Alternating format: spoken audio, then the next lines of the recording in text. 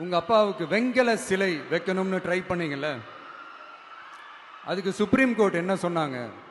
மக்களோட பணத்துல யாருக்கு புகழ் பாட பாக்குறீங்க அப்படின்னு கேட்டாங்கல்ல. அதுக்கு என்ன அர்த்தம் தெரியுமா? ஊராம் வீட்டு நெய்யில உங்க வீட்டுக்கு ஸ்வீட் செய்யாதீங்க. எப்படி?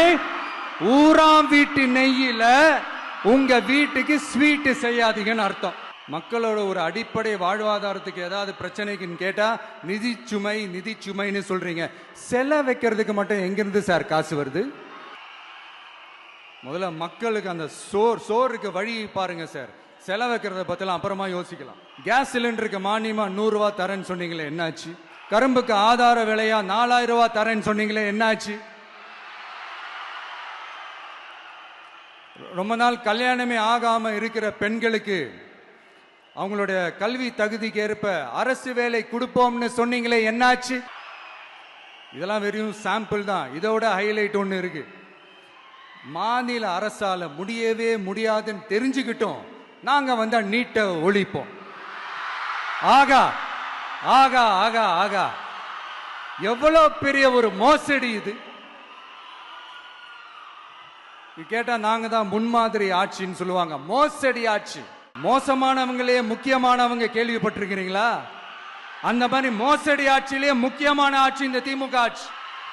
மக்களே, மக்களை நேசிக்கிற விஜய் வேணுமா? மக்கள் விரோத ஆட்சி நடத்துற ஸ்டாலின் சார் வேணுமா?